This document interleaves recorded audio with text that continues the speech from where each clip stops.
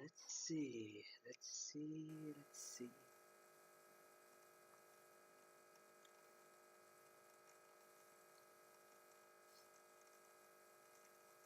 Hmm.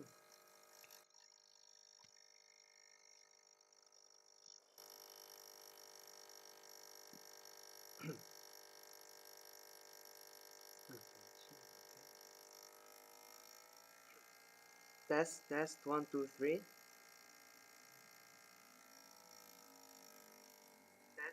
1 2 3. And the voice is good. That is good. That is fantastic. Even. All right. Let me just do the usual that is expected of me on this channel, is to send it to everybody and anybody that would care to listen. Huh, Discord is acting funky tonight. No problem. No problem. Let me just the usual. Hello there, SLR. I am glad to hear it. Let me just do the usual linking and tagging and pinging and zapping and whapping and whatever people call it these days. Let's tag at everyone on the server.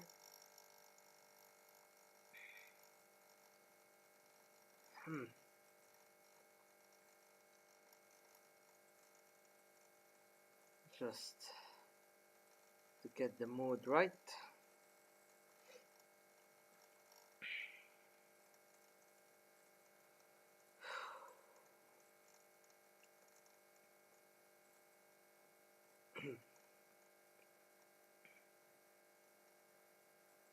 Just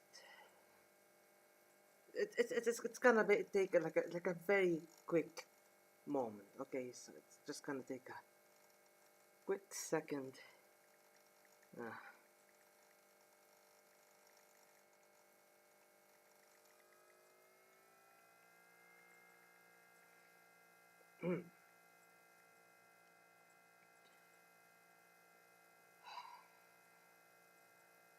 right. Let me see live chat. All right. I guess it's a good time to start. Yeah.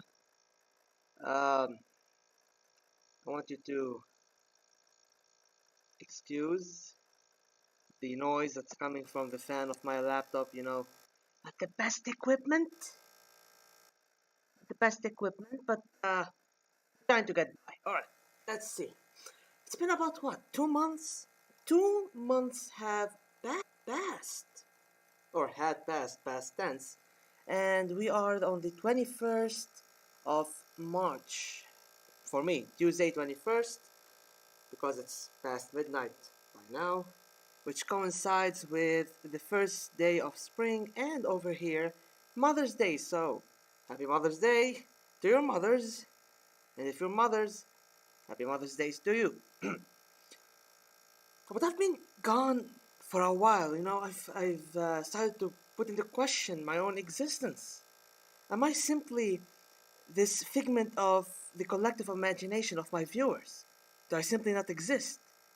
Or then I stubbed my toe and I realized I unfortunately exist in that moment in time. Ouch! Very painful. But I've been planning on streaming this since February.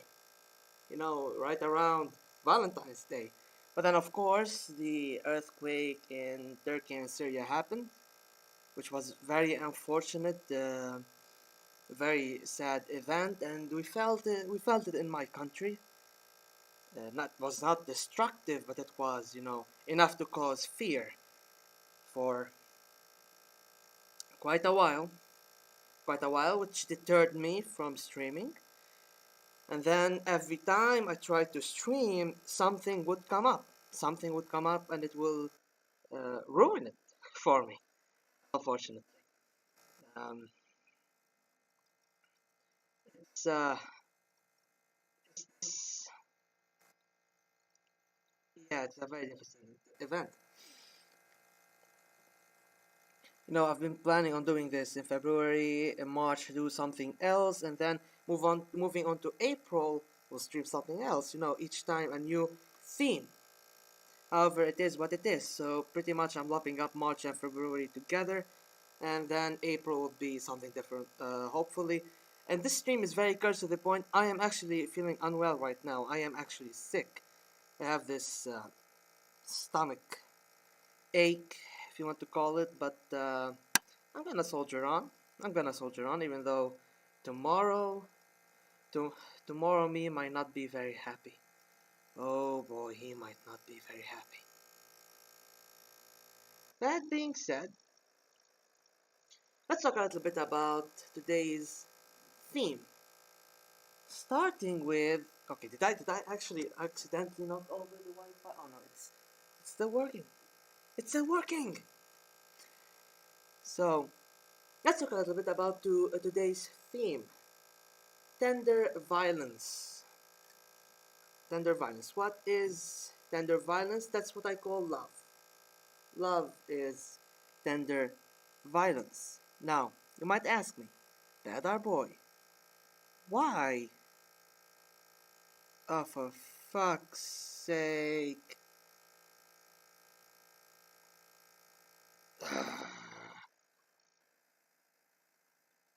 Are you kidding me right now? Am I not online? Okay, what's going on? What's going on? This funky internet stuff, I swear, it really drags me down into a pit of despair.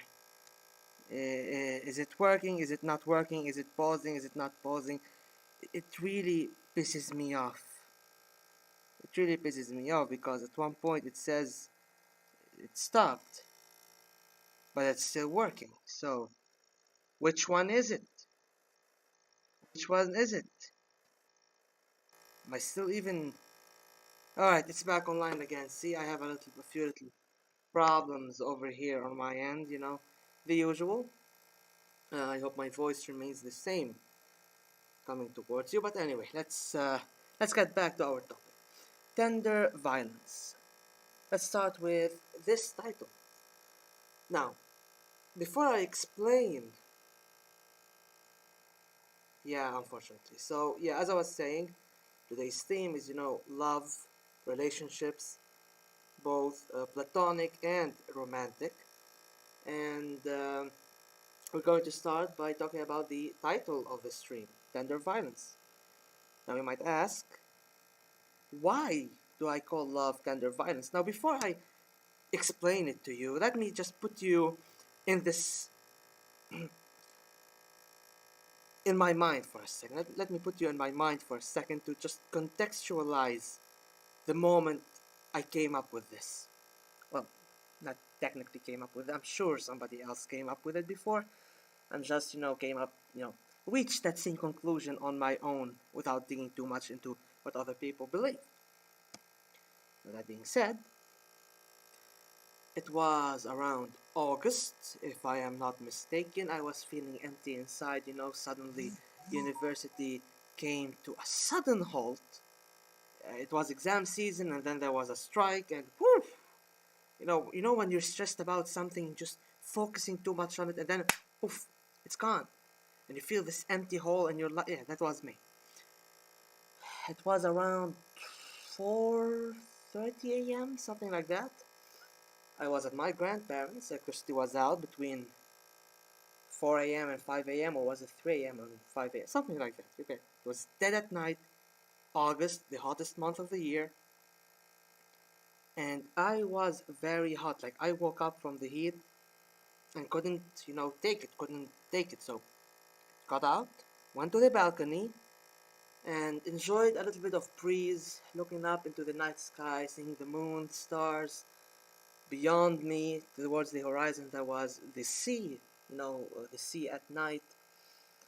Um, and there, standing on the balcony, my arms on the rail, looking towards the sky at the sea, getting getting eaten alive by mosquitoes. Yeah, I got like 50 bites from that contemplation alone, but it was too hot. I wasn't going back inside. And I thought for a second, love is such a weird feeling. such an odd one. It's it's the most beautiful feeling someone can feel towards anything, towards anyone. Yet it's also one of the most consequential feelings a person can have. Now, in that case, wouldn't it be a violent tenderness? Love is tenderness, and it can be violent at times. And that is true, but no, I think it's violence. Love is violence. Love is violent by nature. It can be tender, it can be soft, it can be sweet, but it also can be a flame that eats everybody and sets ablaze a lot of things. It can be good, it can be bad. You know, it can cause so much problems, so much disturbances in somebody's emotional stability. I'll give two examples. Let's say somebody loves another body. Complications happen between them for whatever reason. They break it off. Now it will leave. For fuck's sake, you gotta be kidding me right now. You gotta be kidding me. You gotta be kidding me. This is not happening tonight. This is not happening tonight. Oh boy.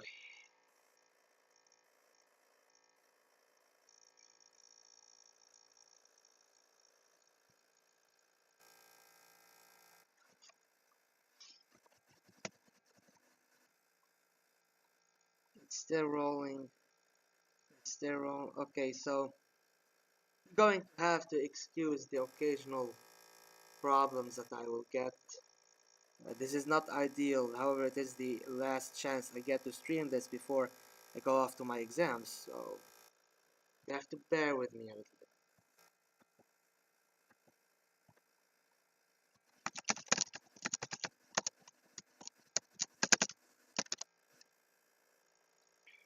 So again, please deal with me, bear with me over here. So now, love, when two people break it off, it can leave someone devastated, sad and depressed, all kinds of negative emotions. That is bad. However, also, when someone is overly affectionate, overly loving, overly please do not call me that. That is not my name. Call me Bad R Boy. I've talked about this before in another stream. That a lot of people confuse the R in the Bad R Boys to another name that is not mine. For the sake of not spreading misinformation, let's use Bad as a basis. In any case, when someone loves too much, expresses his emotions a lot, over the top, feels this burning flame in their heart. Um, it can be also terrible. It can lead to a lot of disturbances. That's why moderation is always key. Moderation is key. That's why love is violent. It can put you at your highest point, which can be euphoric in nature, but also terrible for your stability. It can put you at your lowest point, which is depressive in nature, and it is bad for your emotional stability. So love in moderation is good. And the stream might die in a second, for fuck's sake. I hate it. The struggle is real. The struggle is real. Uh, okay, that's good. So with the title out of the way, let's talk a little bit about love. No?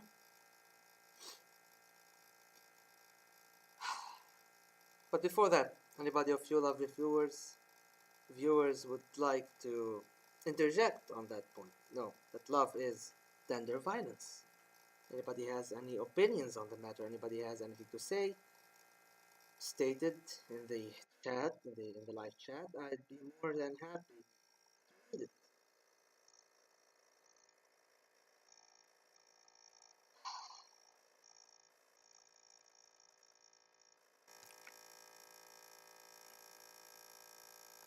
there'll be a little bit of waiting because there is a buffer between me and the viewers. It's always there because of the internet connection. It is what it is. Let's wait and see whatever people have in mind to say.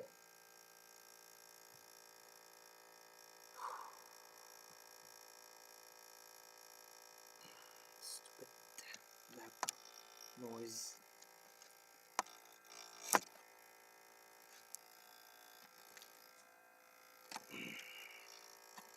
Well, considering nobody has anything to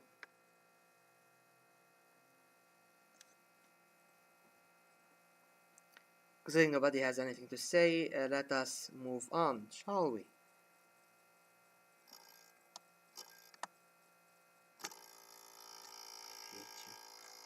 I hate this laptop. It's been with me for about 6 years. Helped me for a while. It's been with me not 6 years, no, it was about 8 years. By now, almost 8 years. Now, we've had our high point with this laptop, our low points, and recently it's been really a struggle to deal with it. But hey, if it ain't broke, don't fix it. Because last time it broke, well, more like the first time it broke, it cost $76 to fix it. Back then, of course, before the inflation took form. But the thing that really bothered me is that it was literally 2 days after the warranty had expired. The screen decided to break. The warranty was already expired 2 days ago. It was really upsetting. Uh, it's really funny, this 2 days, 2 marks off, 2 minutes off. It's always, you're so close. You're so close, but you're oh so far.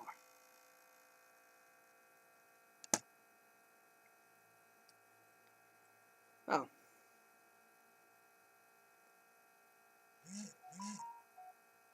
that being said,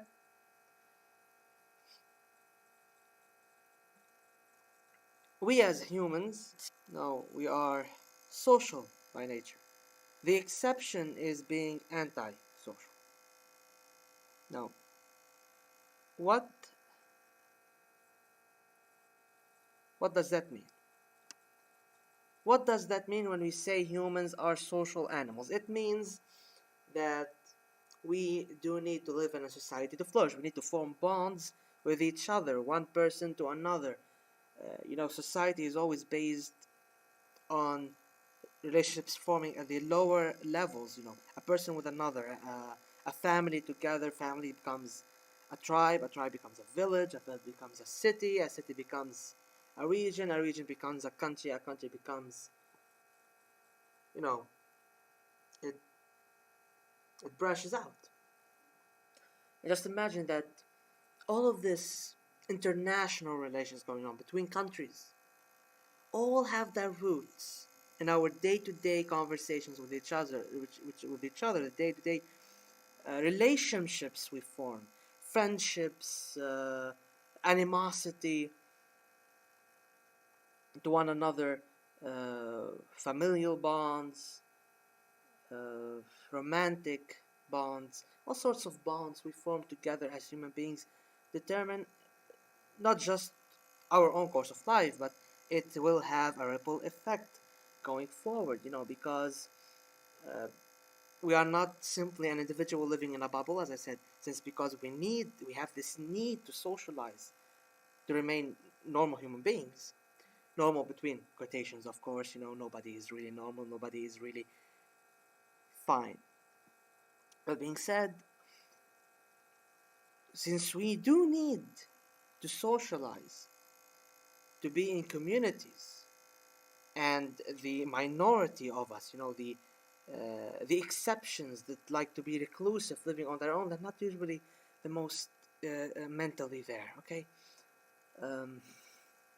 Now, they can be as sharp as an arrow, but, there's always something odd about them. But it doesn't affect us individually only. We are an integral part of forming a community. We are an integral part of forming a society. and therefore our relations do affect that society at large. That is why too much disturbances in relationships might cause a disturbance in society as a whole. Okay, so when you see there are a lot of divorces, for example, happening, or a lot of I don't know, spouses killing each other, or a lot of matricide, a lot of families, breaking apart, or simply a lot of people hating each other. The average happiness in a country is just atrocious. You can notice that these are disturbances in society, and if you trace them back, you see disturbances in our relationships as individuals to one another, and they have a ripple effect. We cannot always think that it is me, and after me the flood. Après moi le déluge, as a king of France once said. I think it was Louis the 16th. The 14th was the Sun King. Louis 16th was the asshole, I think.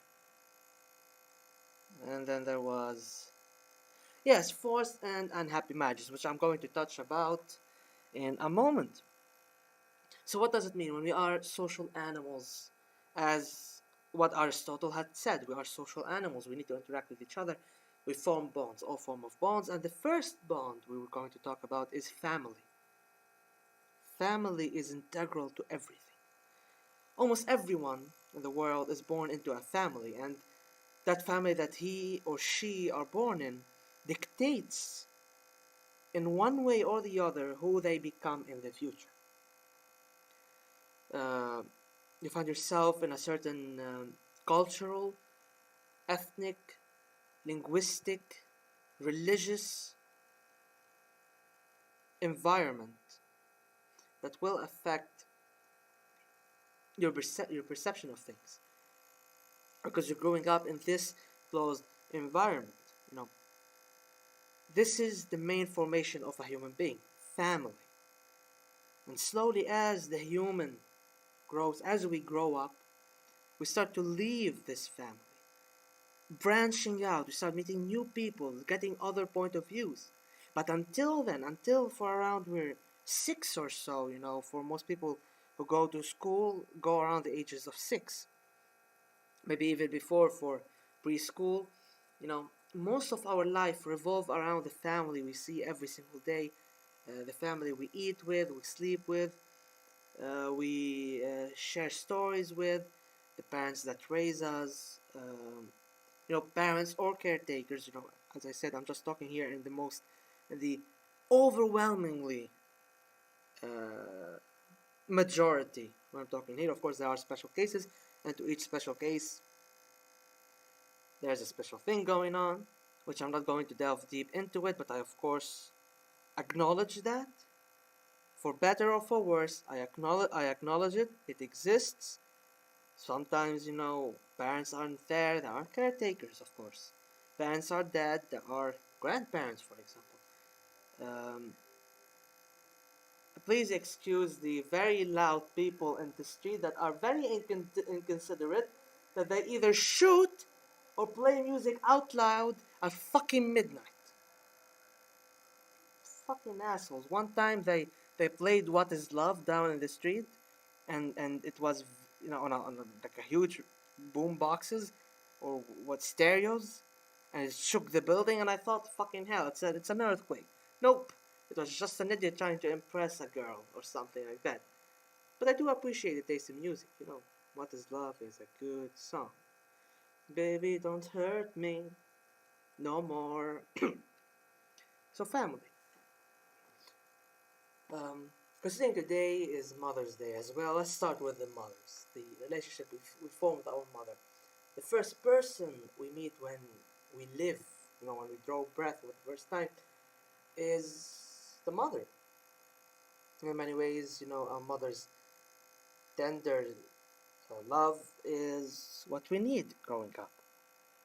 Feeling that safety, that warmth, that reassurance. At least that is what it should be.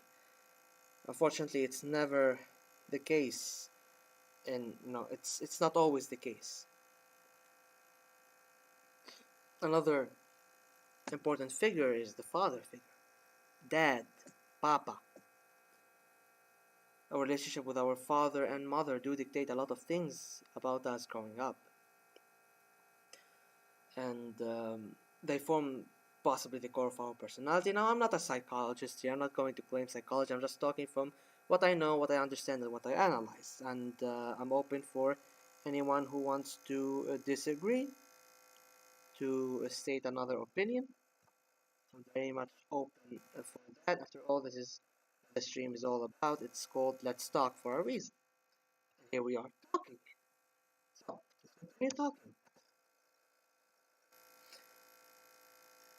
From the family, we start branching out. We start going to school or we start going outside of our house, meeting our, for example, cousins or neighbors, the kids. We start having friends, forming friends. Friends are also crucial in our life. You know, of course, nowadays there's a lot of people who have friends across the world, across the globe. But for example, me, I do have friends across the entire earth. Um, and it's good to be branching out, but usually, let's say that kids should not have unrestricted access to the internet. It is very dangerous. I grew up without Wi-Fi at home, which was good, made me focus on other things. Friends, the bonds we formed together. Do you believe in the idea of blood is thicker than water, or do you think it's arbitrary or situational? Blood is thicker than water. I heard that a lot of people use blood is thicker than water in the wrong context. Uh, that the blood of the covenant is thicker than the water of the womb, or something like that. Basically, that the bonds you form with people are more important than your own blood if your blood is not there. Your friendships, the family that you create for yourself is more important than who you are at the basic level. Let me just explain it even better. Is that let's just say somebody never knew his parents, his real parents. However, he formed other bonds. He formed relationships that are kin to mother son or father son, friendship, brothers, sisters. These relationships that they formed that are stronger than whatever blood is flowing through your veins. We have something similar over here. We call it that blood can never be water. But it's more to emphasize on somebody's origins, that you are always bound to your origins. Now these are two conflicting ideas. What's more important, our bonds that we form, or our origins? Now I say that we shouldn't oppose both of these ideas. We should actually join them together, because at our core, what makes us as humans? What makes us is every single human being has an origin and an end. Everything has an origin and an end. Alpha and Omega. We as humans are birthed. We have our origins, we have our ancestry, we have uh, the DNA of past generations flowing through our veins. It can be meaningless at times, yes, but at the same time, excuse me, at the same time, we need to acknowledge it, to acknowledge who we are, where we came from, so we can have this basic level of understanding of ourselves and move on to the bonds that we form.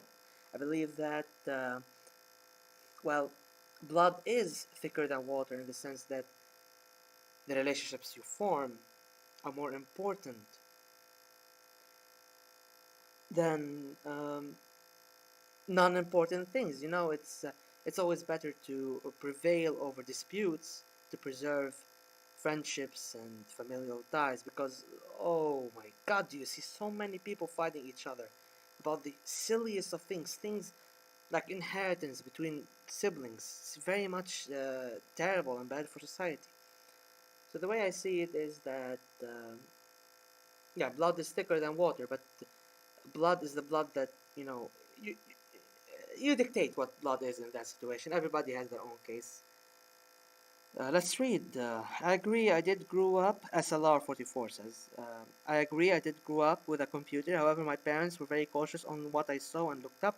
Since I was so computer illiterate, I always had to rely on my dad to look anything up. Plus, I was that kid that loved to look at educational uh, entertainment things online, all the edutainment things online all the time. Thank God I didn't look up anything outside of that realm until I was older enough to understand good and evil. Well, that is good. Yes, that's good. Uh, I do believe some of my viewers are parents. I do at least know one of them, or one of them is, and yeah, raising children are hard. We need to appreciate parents everywhere around. It's mostly a thankless job, especially a mom's job. You know, usually it's a full time job. It's not only a full time; it's a full life job. You never stop caring about your children. In what is supposed to be the case, the general case. There are assholes out there, of course. Now, from that, we move on. We say that we thank parents, of course. Now, uh, as we grow up, we start developing different types of relationships. Now, as I said, we already have familiar bonds, friendship. Sometimes we create enemies, people that we dislike and who dislike us. As long as we keep that dislikement within the bounds of reason, don't turn it into a crime scene. Okay, that was a little bit extreme, but you know what I mean. As long as we do keep it healthy, we don't have to like everybody we meet, and not everybody we meet has to like us. Coming in with that presumption is very bad for us, for a human being, because there are people who don't think alike, who aren't bound to think alike. We are not the same exact copy paste of a single entity. We are different individuals that all come together to form a community, something greater than us. But at our core, we are different people. So now we come to relationships that are more less platonic and more romantic. We start developing crushes. We start having feelings for other people. Admiration, for example. You admire somebody. It's not exactly romantic. Um, it can be for anyone professionally. I didn't talk about professional bonds. Sometimes it's not friendship or romance or family or enemies. You just are in a professional setting and you have a coworker, your boss, or your employee. Professional settings, your teacher, your student. You can have admiration and through the professional setting, admiration for a member of the family, admiration for a friend, admiration for a potential lover, or a love interest, or an interest of our, or the object of our admiration. Even though I'm reluctant to say the term object, objectifying somebody is not the best. So all these bonds. However, the people always seem to focus about love, love, the romantic. Now, first things first, we need to put a line in the sand between infatuation and love. Okay? Infatuation is this very high admiration that is very short-lived, and it's a very high spark when you meet someone that really strikes you as this incredible person. You are heads over heels, you are admired, you are smitten, you are infatuated. It is smart not to confuse infatuation with actual emotions, actual feelings, because over time your emotions towards that person might change. This infatuation might mellow down, get watered down, becomes in your mind it becomes less of love and more of what you call it, admiration, professional admiration, or friendship, for example. Friendship is very good. I really like having friends. Um, Friends are people you can rely on, as well as family, hopefully. No, I like also to be the friend that is reliable. People can rely on me. That makes me happy. It makes me happy to help people. And I hope it makes you happy to help people too, dear viewers.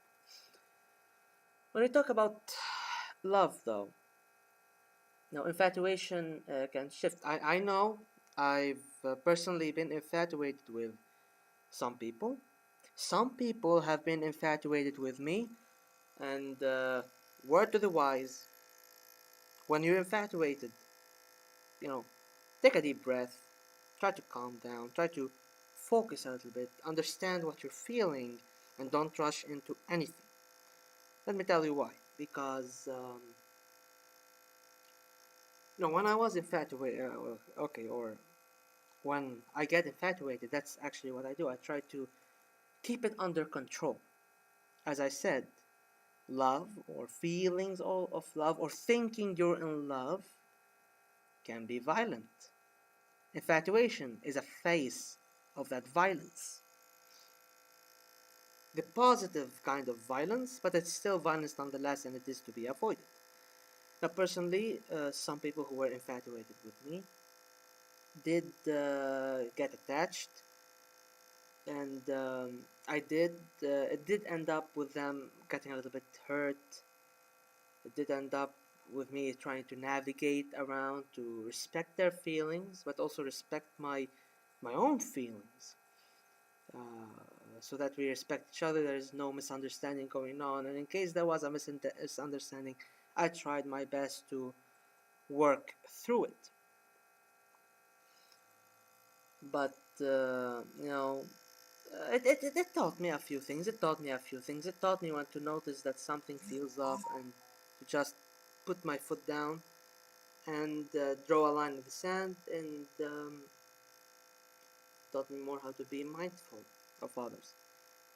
And it taught me that people that are immature, gaslight others, are one of the most terrible people ever. But it's this immaturity, I'm caught up between, I'm broken in half between holding a grudge and not holding a grudge. The smart idea is to not hold any kind of grudge, because grudge is bad. No, it only infects your heart. It's unneeded. It's an unneeded headache. Try to avoid headaches whenever you can. That's a good policy to have. Write it down, dear viewers. Write it down. However, at the same time, you do feel wronged by it. As I was told once, young women are often curious and not serious. So that's something to keep in mind at times. And I do think a few gals do watch my streams, and to that I say, be also mindful, as well as the guys. People, be mindful of what you say to others. Be mindful of the intensity of what you say to others, because others can misread it for something else. Do not lead people on. It's asshole behavior. I'm just gonna say it. It's asshole behavior. I do believe, or I do. What was I saying again? Love. L is for the way you look at me. O is for the only one I see. Now V is very, very extraordinary. E is even more than anyone that you adore. And let's get back to the stream. Let's get back to the stream. Let's talk about love for a second. Love. You're not infatuated, you're not admired. You've reflected upon yourself and start to understand the feelings that you're going through. And okay, where did all the where did all the viewers disappear just because I sing a little bit? Uh,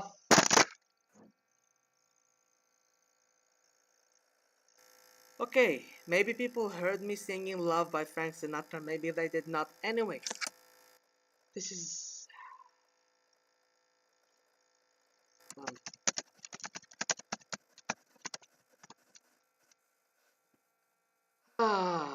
as I said, this stream is very cursed.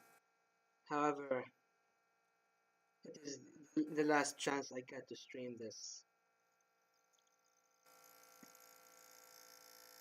I sang Love by Frank Sinatra, no, Love. I don't know if it was caught or it wasn't caught. I don't really review my streams later or rehear them. It's just, as it goes, so here's hoping. So now you've understood your emotions, you've had a moment to reflect upon yourself, upon the things that you feel for others, your own feelings. You're trying to understand them, and you understand them. And you do have feelings for another person, romantic feelings. You like them, you super like them even. But you're not as sure about how they react.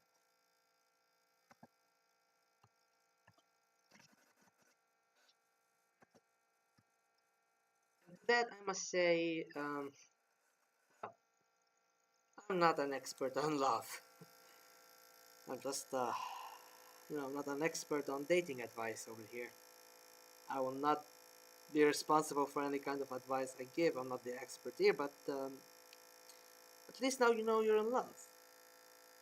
With time, maybe that love will dissipate or forget about it. Maybe you want to do something about it. And if you do try to do something about it, please, for me, don't be weird about it. A lot of people accidentally try to be sweet and end up being weird, coming off as odd, a little bit creepy. I know I'm guilty of that at times. I am guilty of that at times. We are human beings, we make mistakes. Let me drink a bit of water. We are human beings. We make mistakes. A lot of mistakes.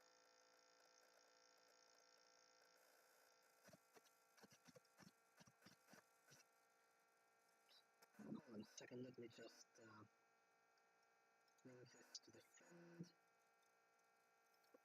because they're inquiring about it. And back to the stream.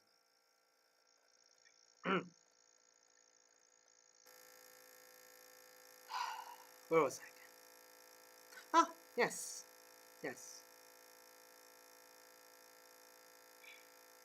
You know, we should try to navigate and respect other people's emotions, shoot our shot.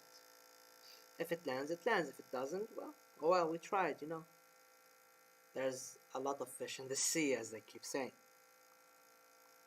But it seems that a lot of young people nowadays are having problems with that, which brings us to an interesting topic that I've been, hearing about lately. I've been thinking about a lot as well.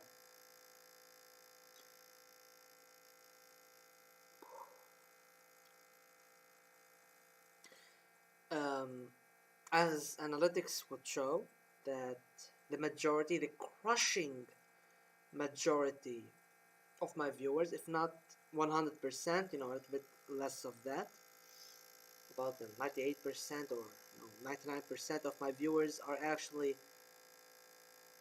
men.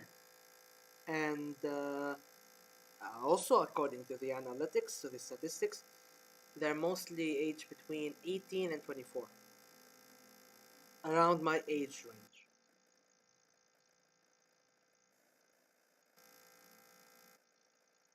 Can you guys hear me? Am I? Hold on. Can you guys hear me? Yes, you can hear me. Okay.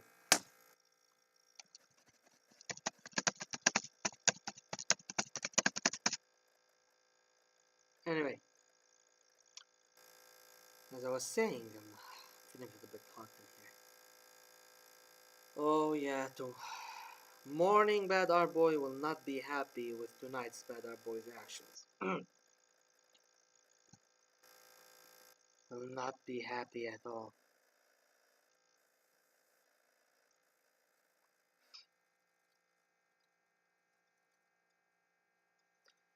That being said, Shit. That being said, where was I again? See, this is the problem when you don't advertise the stream. I want to advertise it like last time, however, because this is a cursed fucking stream. Every time I try to stream it, something happens. And I end up pushing it till later, pushing it till later, and pushing it till later, and now later came. What can we do? Now, I could have just pushed it till Wednesday evening, but nah, fam, nah, that would not be very convenient at all. Pops here and there. The voice, you mean, or the stream?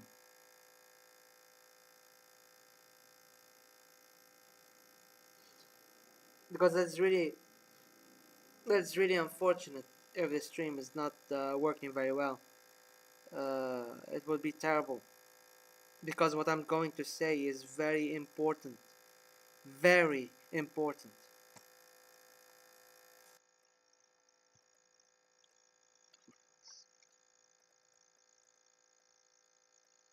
Oh yeah, there is some form of buffering that is going on between us every now and then.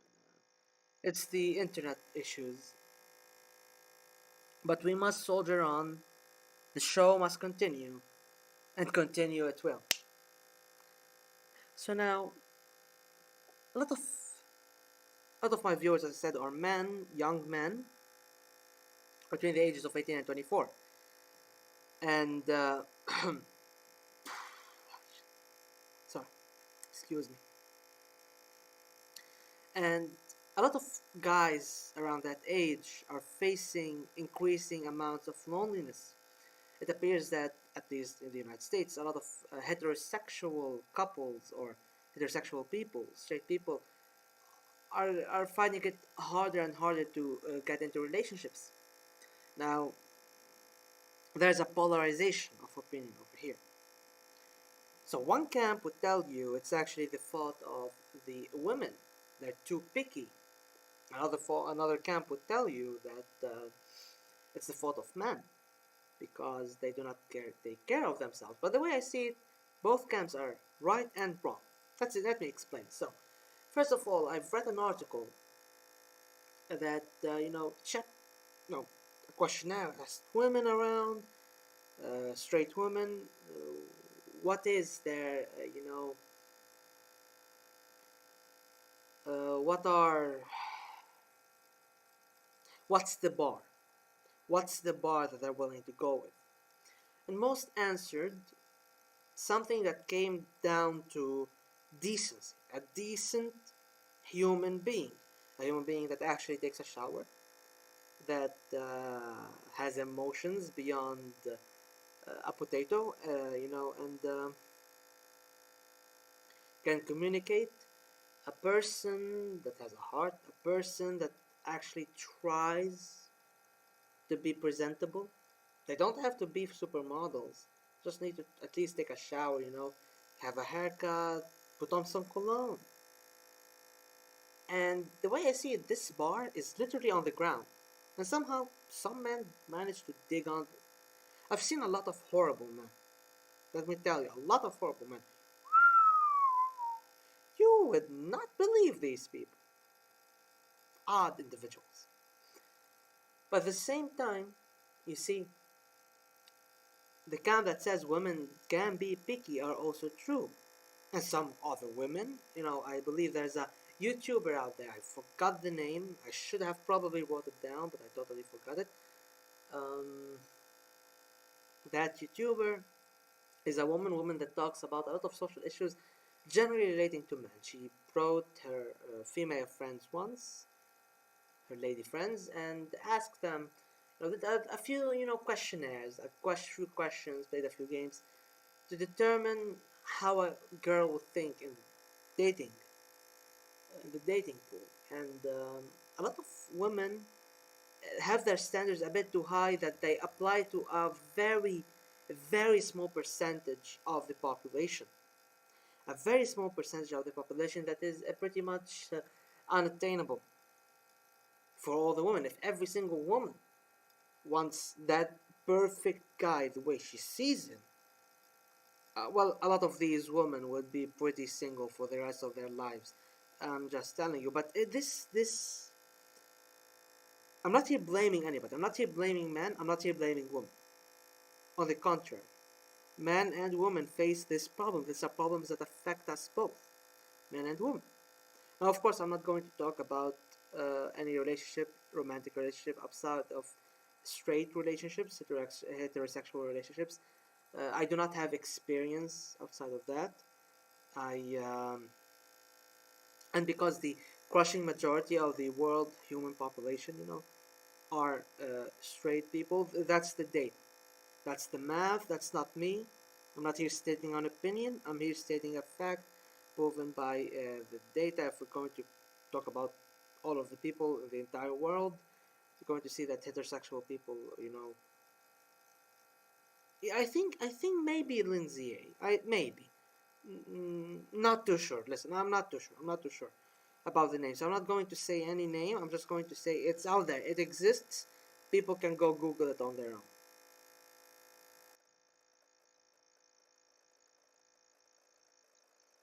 Um, uh, Thank you to whoever is complimenting me right now in my DMs about my voice. That I appreciate that, Miss. I really appreciate it. Thank you a lot. As I said, I'm not sure which content creator that person is, and I'm reluctant to give a name because of that. So, with that being said,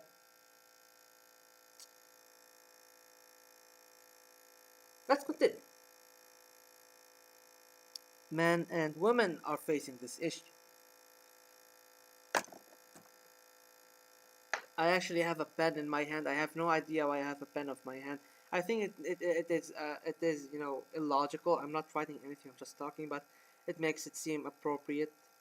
I'm just going to put it on the side right here. Now just pat it gently. You're a good pen. You've brought me through a very hard week at university. You deserve some rest. So now this situation that we are put in, you've got men that do not want to take care of themselves, and women who are very picky. And this is not isolated. This is not just one day men decided to do that and women decided to do that. No, no, no, no, no. It's a continuous cycle. As I said at first, we are individuals that strive to be inside communities, and we only flourish inside communities. And any society, excuse me, any society at the end of the day will boil down to the individual relationships we form between one another as individuals that have an effect on the society as a whole. This is the baseline that we've agreed on at the start of the stream. I didn't see anybody saying the contrary. And to that I say, good, very good, incredible, amazing. Now let's talk about this. It's a cycle. It's a cycle. Men seeing women are too picky, seeing women that devalue men in such a manner, like girls have this mentality in some places that they can get any guy they want. So any guy is without any value. They can just toss him and go for the next one, which creates in the mentality of a guy that they are not valuable, that they can be replaced, and that's why if they find a woman, this is the one, they cannot replace her, so they need to hold on to her as much as possible, even if she's um, I wouldn't say, for the lack of a better word, there are far better, more professional words to say this, but she's a bitch. Yeah, some people are just crawled out of hell. They just wake up every single day. They choose violence. They do not choose negotiation. They do not choose to live in a society. No, no, no, no. They choose violence. They choose to be a menace. Yeah, and they can be very frustrating to deal with. Trust me on that one. Very frustrating to deal with, to the point you get pain in the back, the sides, and the head. See, this is more than a headache at times. This is an entire physical problem.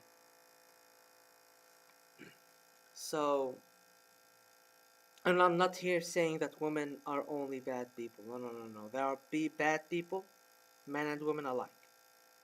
I do not think I do need to explain myself at every little step, but in this day and age, I think it is necessary sometimes to state the obvious, unfortunately. It is necessary, a necessary evil or whatever. Anyway, now feeling devalued, one men wouldn't really care much about themselves anymore. You know, like why even bother if they're just devalued, if they have no value, if they are not even considered human beings at some points. Women saying that men aren't even trying to be presentable, aren't even trying to be acceptable members of society, they're going to be more picky. You see the problem here? One thing leads to the other, leads back to the first thing, leads back to the other. It's a cycle. And that cycle naturally, that cycle didn't just exist from the beginning of time. It was always a thing. It was always a thing. I think because we live in this weird day, we have a patriarchal system that is true in pretty much everywhere around the world. There were some matriarchal systems in the past. The Mughal empires, the Muslim Mughals had a matriarchal system, for example,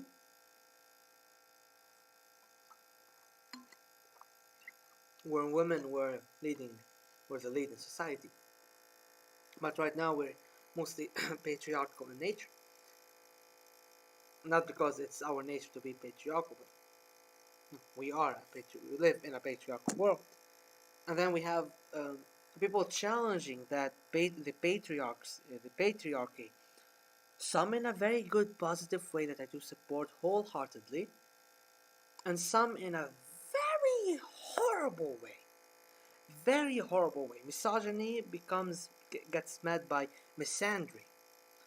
And we're back at square one. People are hating each other more and more. More polarization, men against women, two camps that do actually want each other. Women want to, heterosexual women want to be in relationships with men, and men, same thing. That's why it's very horrible that we're getting people are getting polarized in two different separate camps. And I think what contributes to it is the culture war that's going on in the United States and that has been seeping into other societies throughout the world, in the first world and in the third world, which I believe actually is bullshit. The culture war going on in the United States is just a distraction from things that actually matter. They just argue about toilets. Fucking toilets. You know what's a good solution for the toilet question in the United States? Remove this whole male-female system. Just make individual stalls, each with having their own toilet with a lockable door and the disability access to the people with disabilities or handicaps. But I do prefer the term iron-willed people with iron wills. It's better actually. But for the sake of convenience and because not everybody knows the term, let's go with people with handicaps or disabilities. Um, and they have their own sink, a lockable door. You don't have stalls anymore. You have individual toilets and lockable doors. That solves every single fucking problem the public toilet system has. And it kills the damn argument in its place. You know, it saves time, makes people focus about other things. That's what bothers me. Toilets. Really? Really? People are, children freeze to death in Texas and people are just worrying about toilets. Fucking hell. In my country we have a culture war, but it's about whether we should bow down to the pressure of imperialism and colonialism or whether we should continue and fight. Because bowing down means money might come in our way, but continuing and fighting means bombs might come in our way. So, yeah, that's been the age-long modern culture war going on in the Arab world.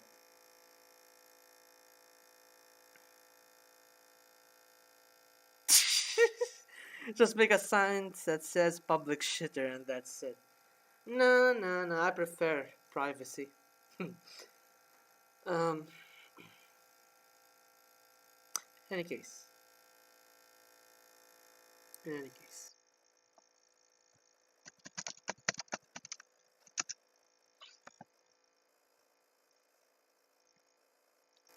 Men and women are being thrown into two separate camps. Of course, it has to do with the system that is in place and with how some politicians will manipulate that system. Because the moment men and women realize that the patriarchal system is bullshit and actually organize each other to fight in a positive, sensical way and not this negative, radical liberal, quote unquote feminist way,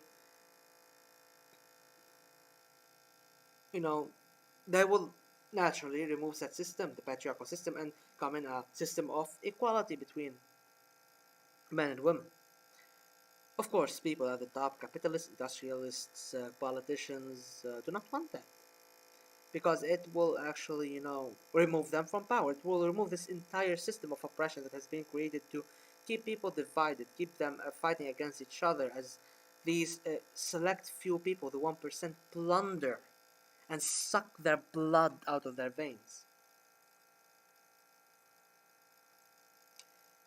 My problem with radical liberal feminism is that it very much plays into the culture war. It's very much plays into the. It's pretty much a pawn in the greater chess game that people behind the culture war are playing. Radical feminists serve the same agenda that people from the manosphere serve. The manosphere. Let's talk about that for a second. Let's talk about that for a second. This is basically a term that talks about the pickup artists, men, men's rights activists, misogynists of all stripes, men going their own way, which is kind of a gay slogan if you ask me. I haven't really looked into it, what exactly men go their own way, but I'm inclined to believe um, it's kind of misogynistic because I've seen a couple comics caricatures that they made, and they're kind of very degrading of women in a sense. And these people, they tell men that women are terrible, women are worthless, or women are bad to men, and that men should focus on themselves, better themselves for themselves. And I mean, bettering yourself for your own good, it's not a bad message. However, when you start using it to create separate camps, opposing camps, that is bad. And these people in the manosphere usually they are grifters. For example, someone like Andrew Tate, for example, people that throw around the word alpha, sigma, beta. By the way, let me just tell you, this alpha sigma bullshit has no grounds. It's based on a study that was done on wolves in captivity that later the same guy who did that study, the same scientist, discredited because wolves actually are social animals, just like humans. Not, no, no, Aristotle called us social animals, but no, they are actually social animals. They live in packs and take care of each other, and apparently wolves are very monogamous. They mate for life. That was an interesting thing to learn. Um, because usually when there's a playboy, they call him a wolf, which is it's not exactly a correct word to call him that. Uh, let's call him a predator or something. Anyway, now these grifters they parrot far-right rhetoric, right-wing conservative. I will not even say conservative. It's just plain old fucking stupid rhetoric. It aims at conserving nothing. It aims at tipping the scale towards more bullshittery. Um, Let me read the fun fact just posted in the chat. Here's a fun fact for you. The Mexica, the Aztec Empire, was the most egalitarian society of its time. Women even had state-paid university tuition. Machismo, or machismo, came through Spanish settler colonialism. It's so enraging to see other Mexicans claim that machismo is just a Mexican thing. It isn't. It never was. It was imposed upon us. So sad to see what colonialism did to our society. Yeah, colonialism did impose a lot of very terrible ideas upon people. or upon societies that the third world did try to break out of in the decolonization era, and it was punished severely for it, unfortunately. But now you see, these men, Andrew Tate, for example, and similar people like him. I don't know what happened to Andrew Tate. I think he got jailed, I believe. Is he still being investigated or was he charged with something? I really didn't care about him in the first place, didn't want to. I have like a good amount of brain cells. I do not want them to die. If a brain cell dies, it does not regenerate. It's like one of the cells in your body that never regenerate. One dies, you're fucking done. That's why you need to keep oxygen flowing into your brain. That is very important to keep in mind. If you cannot hold your breath underwater for too long, do not do. Anyway, these grifters, they actually prey on young, lonely men because they see the situation that our society, or generally societies everywhere, have reached. This uh, big separation caused by the patriarchal system that is fueled, that has fueled a cultural war that keeps people separated among very stupid arguments. You have these people with the audacity to exploit this to make money.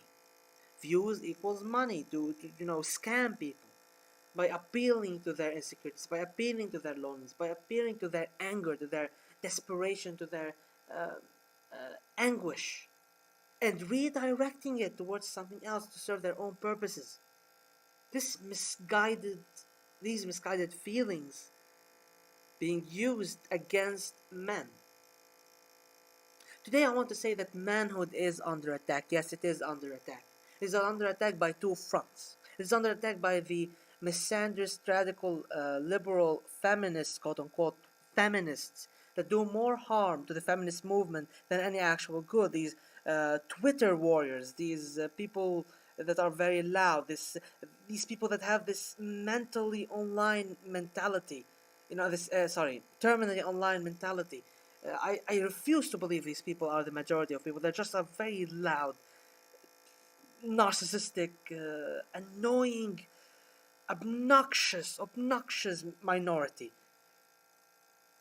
And their influence does seep in because, the World Wide Web, everybody is connected nowadays. It's the age of information flowing in and out, flowing in and out. Data is the center of everything. And I hate to see their fucking quote-unquote ideals seeping in, because these are not ideals. These are actually very destructive. They play into the agenda of this 1% plundering us as human beings and plundering the resources of this planet. Um, that is a white supremacist, radical, liberal, feminist. Okay, hold on a second. Hold on. And it's even sadder to see supposed feminists hate native people for being sexist today and praising everything the white man did. We actually have a term for them. We call them feminazi. That is a white supremacist, radical liberal feminist. It is agreed, usually these people also, these radical liberals generally, they have this white savior complex that I have noticed.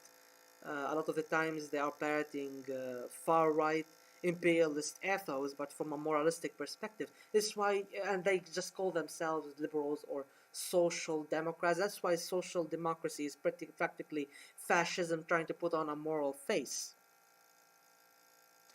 That is the conclusion that I have found from seeing these people, how they act, what they talk, what they stand for. It is sickening. It is sickening. On that topic, on the topic of feminazis, FENEM is a radical liberal feminist organization operating in Europe. If you see topless protesters in Paris, for example, dunking buckets of red paint or worse, blood on themselves in the streets, that's FENEM. FENEM have one of the more active members is a Ukrainian woman. Her name slipped my mind, unfortunately. Because I think we're going with this topic as we're going. Things will pop up in my mind that I do know, but it's not popping up in my mind completely. That woman was one of the perpetrators, was present during the Odessa union building fire. time the neo-Nazis in Ukraine, and I'm not talking about the Ukrainian war. I'm talking about. I'm not accusing any governments of doing anything. I'm not picking sides in this war. This is not my argument. The war is ugly. I am standing with the civilians, both in the, especially in the Donbass region, both the people who both the separatists and the loyalists. I'm not going to pick sides. I'm with the civilians on this. Fuck both Ukraine and Russia. Russia is imperialist. Ukraine has a very, very, very not cool system in place and do support very not lovely organizations and individuals. That woman was present in that massacre of leftists and socialists and unionists, trade unionists. They locked people up, set them on fire. Whoever managed to escape, they had to walk through a gauntlet of beating to even have a chance to be taken to a hospital. It's fucking sickening. See? Feminazi at work. And the way I see it, the manosphere and the rat femmes are on the same side. They just appear to be in opposition. It's this illusion they create. Knowingly or unknowingly, they create this illusion. And they serve the same agenda. So, since I'm talking about that, let me also mention that sometimes some women, as some men, some men will try to act like they are, with the women, female rights activists, a feminist, while in fact they're just a fucking creep. These things happen. Be wary of these types of people, both men and women. Be wary of these type of men. Well, there are women who would try to appeal to men, stating they are men's rights activists, play on the emotions of hurt men, of lonely men, of damaged men, who've been through a lot, who've been put through a lot by some very not so lovely woman or by the system that has been in place, to appeal to them, only to be an advertising tool for homemade pornography. I'm not kidding you. There was this creator on YouTube that I will not mention. I do know her name. I do know her name very well, but I will not mention any names. I will not mention any names. Actually, I will mention a name, but I will not be throwing accusations. This is a very smarter move. I believe there is Roma Army, a content creator on YouTube. I've seen some of her videos. I've agreed with a lot of her sentiments and statements. She's a woman that was actually abused by a man, as she shared that story. And however, she does support men in their day-to-day struggle. She does realize that men do also struggle as much as women, and she does see this radical feminist, liberal radical feminist, or feminazi, or even misandrist for the sake of misandry, not even to help women in society, just to beat on men, to belittle men, to belittle the man, to devalue the man. And she opposes that, and I do respect these positions. These are the same positions that I take. However, I then notice that she also advertises, let's just say, not safe for work content that she creates on the side. And I'm not going to throw any type of accusation right now. I'm just going to say that it feels suspicious to me. It is not a good look. I'm not going to just say it is not a good look. It makes it look like she is actually manipulating these men's emotions, using them to advertise herself to get a quick buck. I'm not going to accuse her of that. That is, I do not have proof. I do not have. These are just speculations, and I'm not going to speculate about her. I'm just saying how it looks to so many people, and you'd see that if you go check her posts. You'd see a lot of people saying that thing. These so-called speculations, or what it looks like to them in her comments. I'm not accusing her of anything. I do respect the positions that she states in her videos. However, I also do not appreciate the fact she advertises other types of content that gives off, a not so lovely vibe. Now, that being said, moving on, we find ourselves in this position where men are being polarized more towards the far right, while women are also being polarized towards the far right, masked as a democratic or a liberal or even a progressive face. They're bickering, they're fighting each other, they're being split apart, and it's going worse. It's going worse. These thoughts, because these thoughts grab hold of young men and young women, infect their minds, groom them in a sense, take advantage of them, and mold their thoughts in a very negative way. And the way I see it, I am a man. I'm a young man. I'm a young man who may or may not face some moments of loneliness at times. I, however, do appreciate women a lot. I do appreciate the women in my life a lot. Family and friends and classmates alike. People I have respect for, adoration for, love to. Uh, no, people I've seen go through hardships. People I understand what they go through. Women do go through a lot of problems in society. Men also go through a lot of problems in society. The fact that women go through problems shouldn't take from men's problems, and the fact men go through problems should not take from women's problems.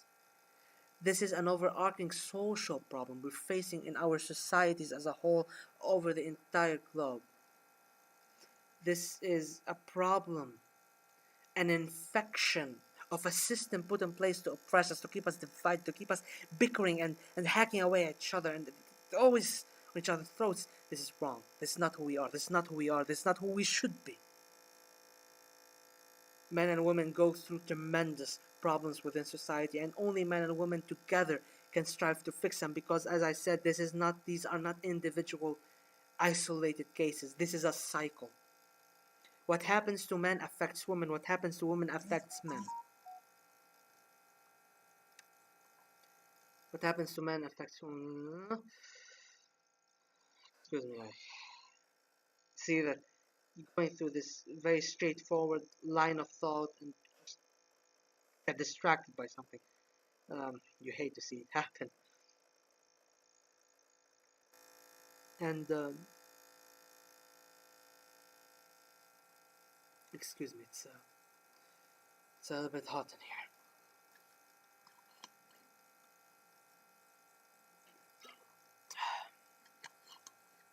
It's a good idea I got myself a bottle of water before I started this. Last time I didn't, my voice suffered tremendously. Let's not repeat that. I need my voice. It's very nice and soothing and calming, and people love it. It would be a shame if I damaged it. Men and women hold the sky together. It's not women hold half the sky. It's not men hold half the sky. It's not that women are the source of society or men are the backbone of society. No, no, no. It's us together as human beings, men and women, as inhabitants of the society, as people, as citizens of our countries, as these individuals that through our relations form the core to a society at large. And when one of us is infected with a problem, when this problem spreads to a lot of us, then it affects the entirety of society. And speaking of love, I have to say something later on, but let me just focus right now. That's why I do condemn misogyny and misandry. I do condemn these feminazis that just want to bring men down, that just are doing more harm to women, to the feminist movement, than are doing any kind of good. I also condemn these sociopathic, impulsive man-childs that prey on young, lonely men and indoctrinate them in whatever bullshit they are, and some, and they make it surround about the most stupidest of things. For example, the gym. Okay, it's not, going to the gym is good for you. Go to the gym because it's good for you. It's good for you, both men and women.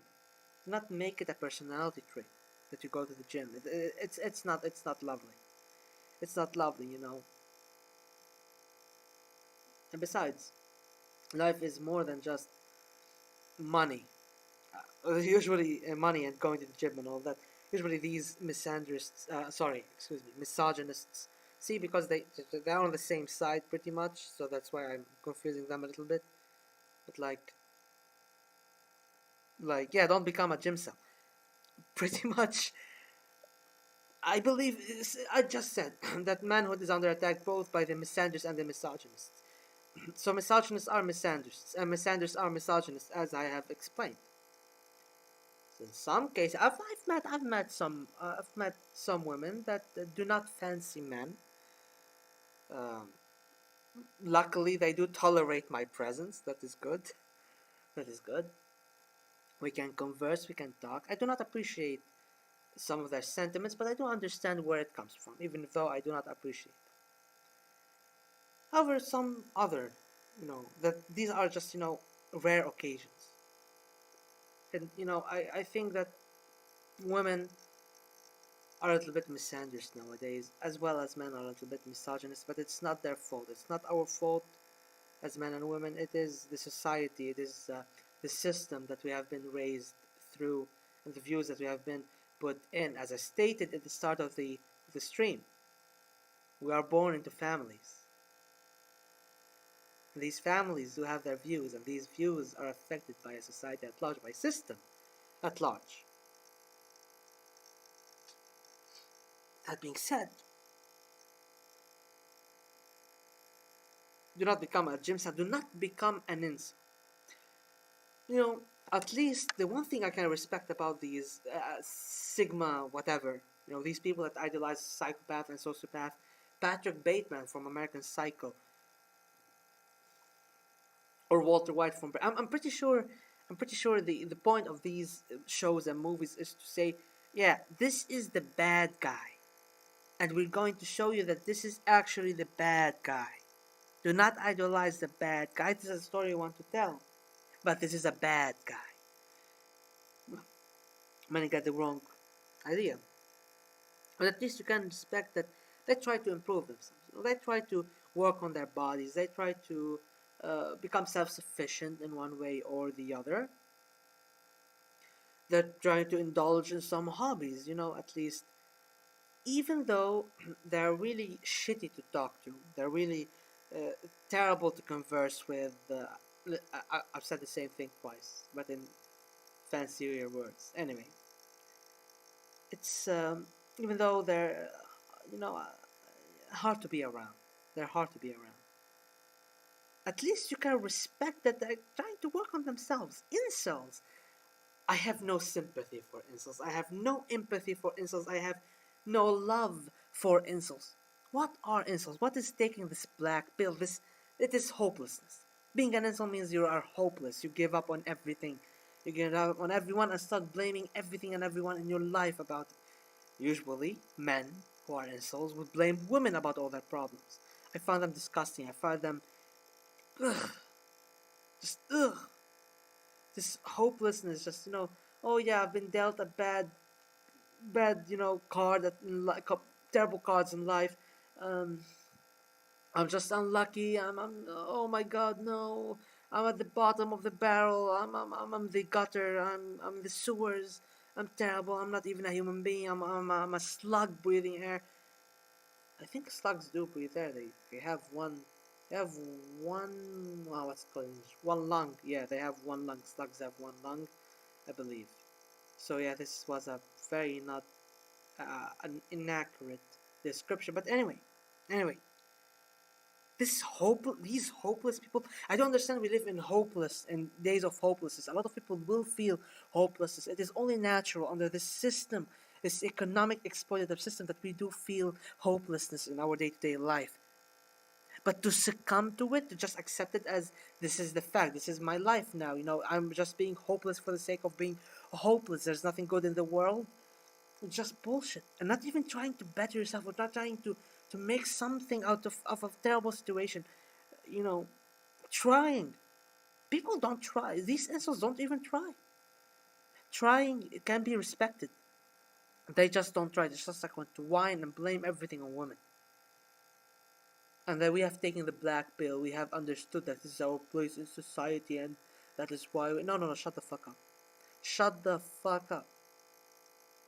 Oh, excuse me, I might be a little bit impolite. I might be a little bit aggressive right now, but they do disgust me. They do disgust me. Fucking assholes. Fucking ass. Who do they think they are? Who do they think they are, these insults? You know, just... And the problem is, you cannot converse with them because they make it difficult. They make it difficult. I understand some people have a hard time talking to others, but these people, their rhetoric just pushes you away from them. Their negative energy, sometimes their smell. You know, if you meet one up close, you might smell something you don't want to smell. People, take a shower regularly. I'm not kidding. Take a shower regularly. No. Put deodorant at the very least. It's not a substitute to a shower, but at least try to smell nice. They probably do not even try to smell nice. They bother me. Because I'm over here, I'm trying... Where I live, the situation is not the best where I live. I do have a lot of things to worry about. Some people here worry about a lot more things than what I do, but my worries are also very much real. They're very much valid. They're very much things that are outside of my control. These are not first world problems. They are, for example, worrying about impending fucking doom. Or if you don't have a shower, wear perfume, cologne. That's why they were invented. Actually, no. Perfume over sweat will make a very horrible smell. That is the basic thing that teach you. Do not put deodorant over sweat. At least wash up a little bit. Even if you don't want to take a shower, or if you can't, if you're just in a hurry, if you woke up late, just wash your face, neck, wash up, freshen up, put on some cologne, deodorant, perfume, all that. Aftershave, whatever, all works, gentlemen and ladies, all work.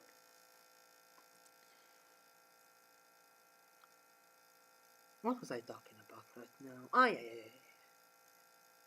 Over here, many people over here, me included, we do worry about a lot of things.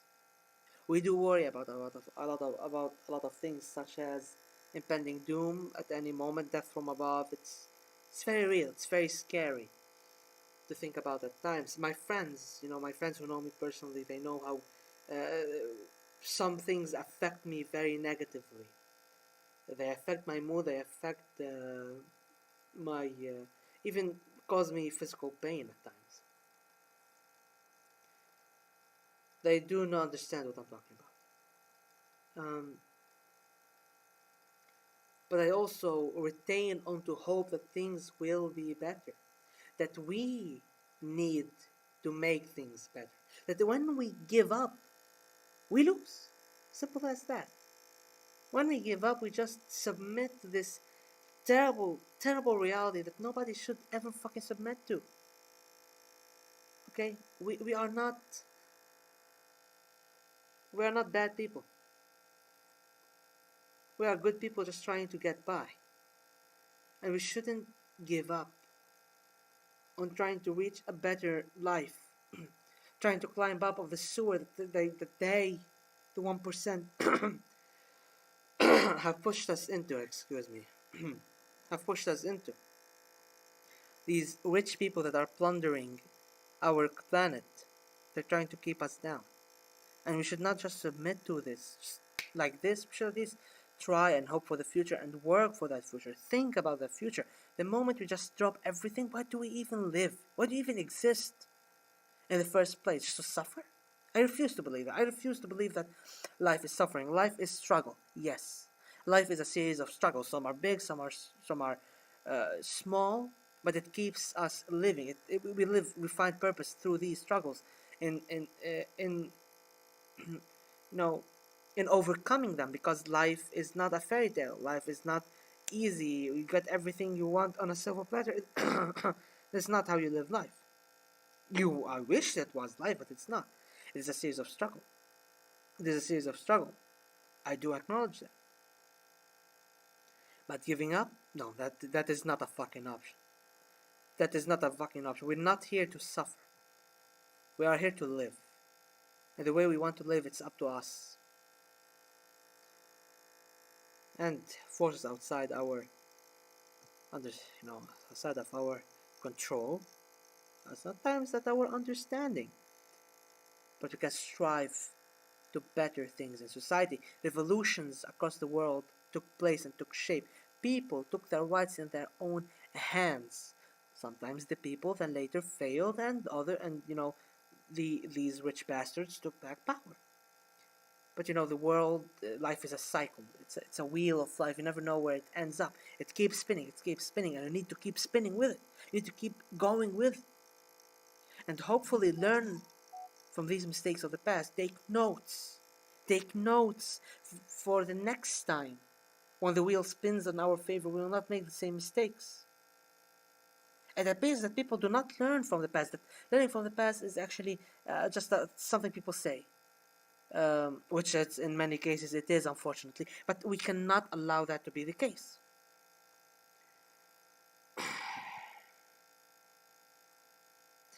And yeah, today in March 20th is exactly 20 years since the US illegal invasion of Iraq. Can't believe it's already 20 years and Iraq has yet to find peace. See?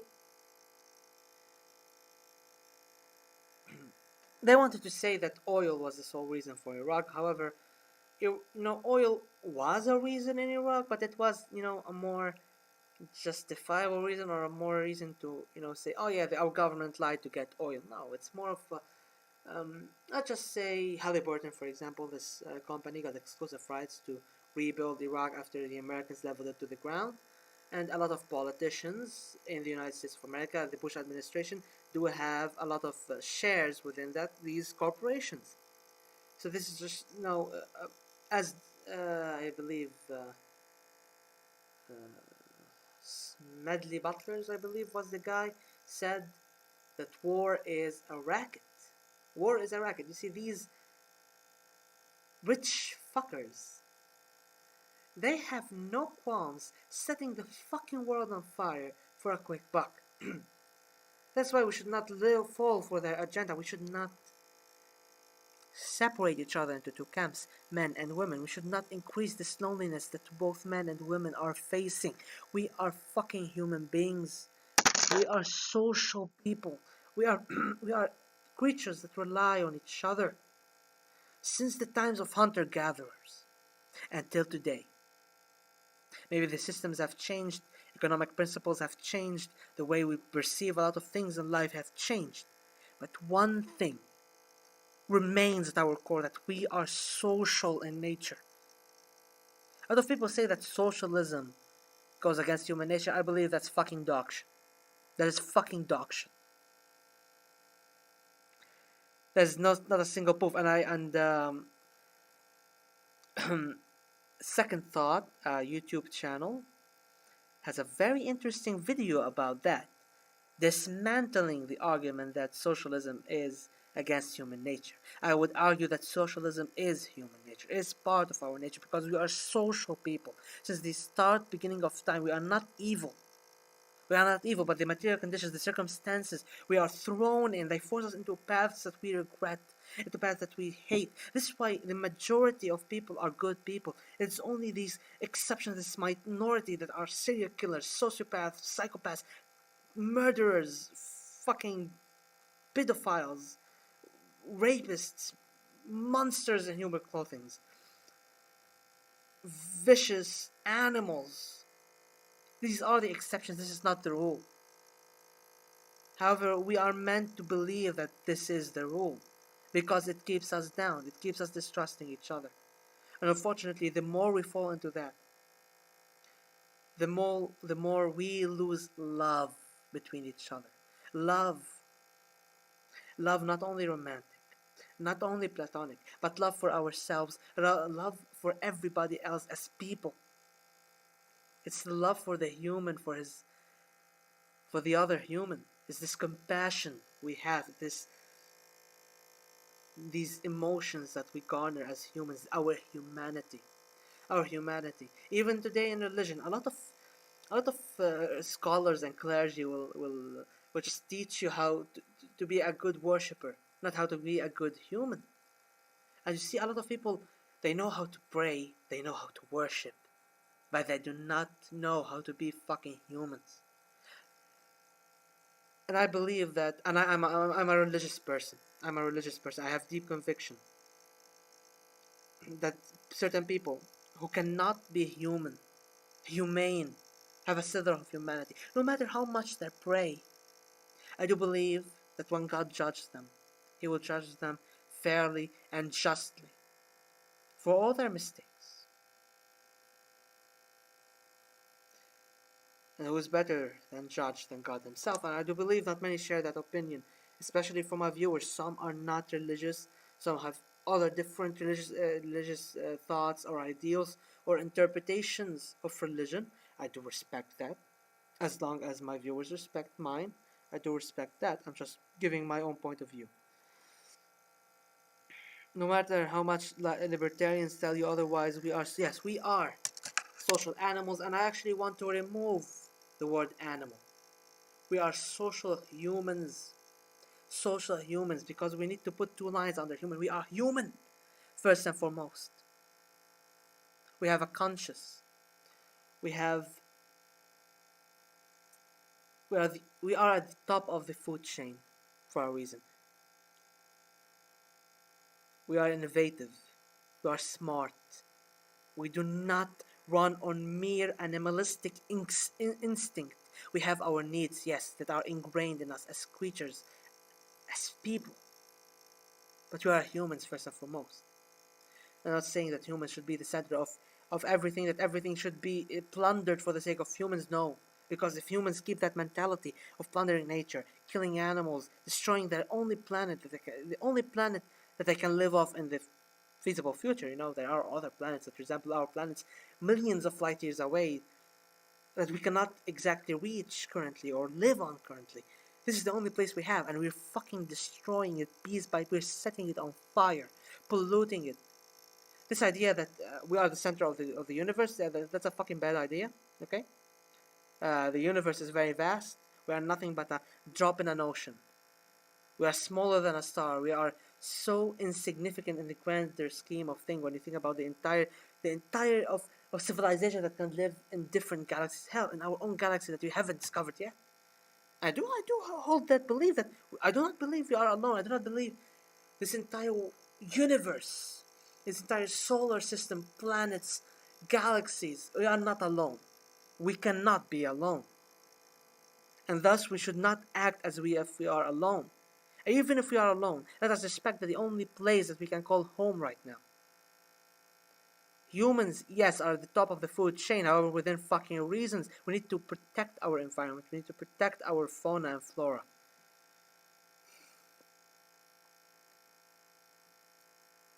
We are social humans. And what is there greater than a love of a human to another human, than compassion? I want to talk about relationships today. I wanted to talk about love, but here we are. Here we are. The wheel spins and spins, and we land always on this. Humans should love each other. And that is a message that we must uphold.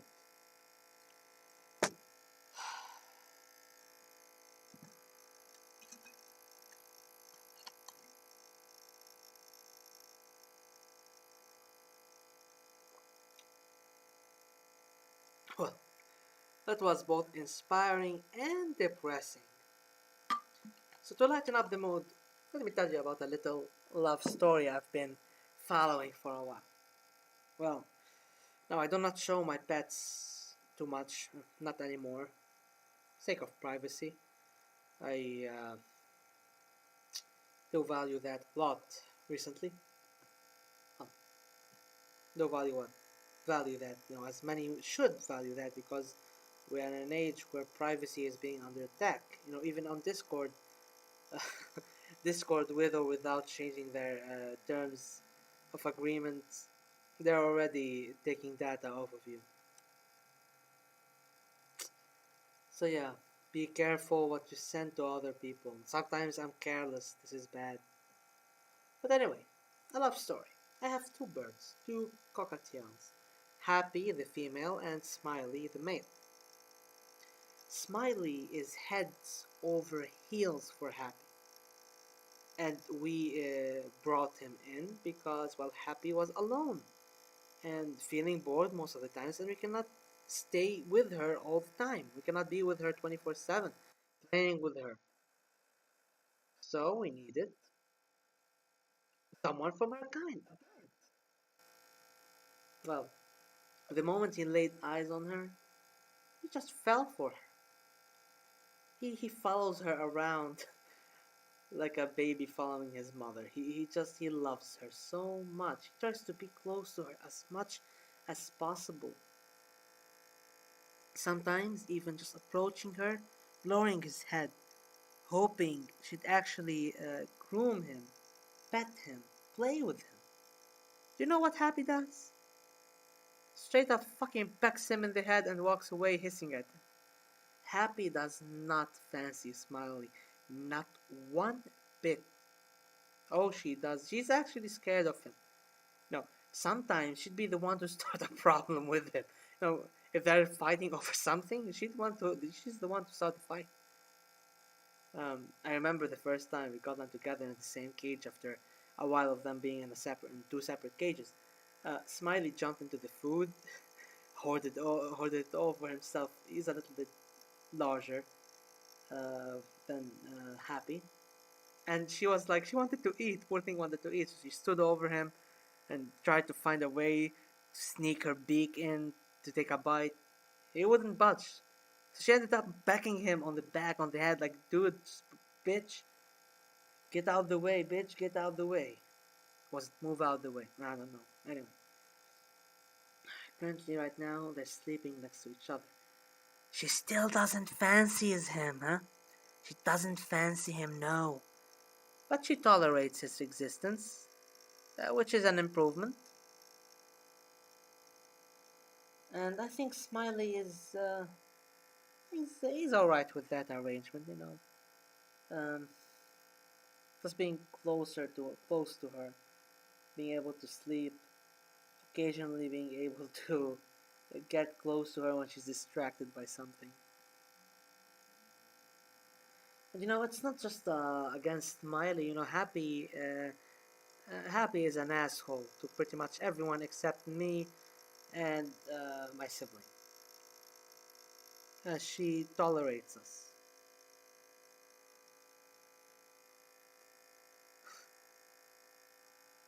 It's really funny. It's hilarious to look at. And very adorable. Let's knock on some more. Bismillah, mashallah. Ward off the evil eye. I do love these two little idiots. I said idiots.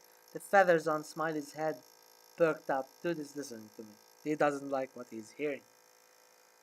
Okay, so, dear viewers, anyone got anything to say? Anyone got anything to comment about?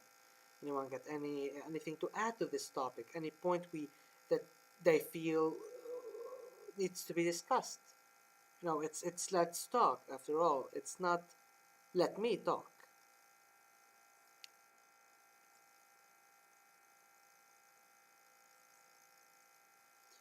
So yeah, I'm just going to wait here for a couple of minutes, see what you guys come up.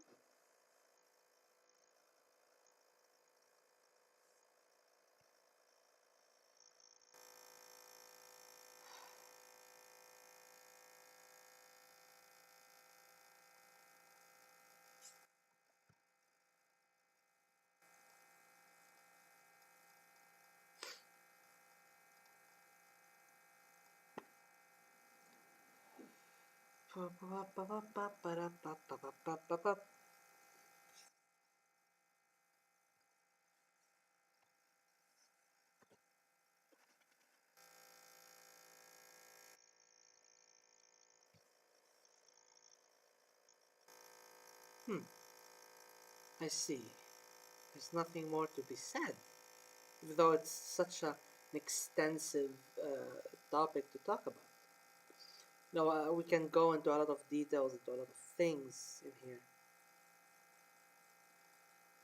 But that would be.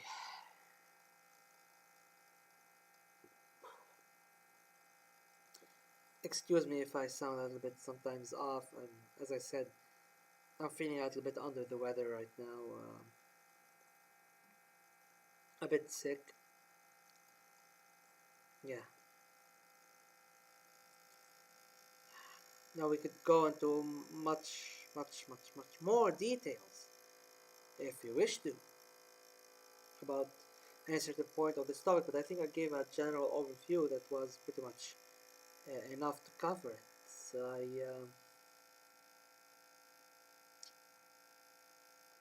now we talk about religion, and there's a point that can be discussed, which is if someone believes in a deity of any kind, is that deity a good and loving deity?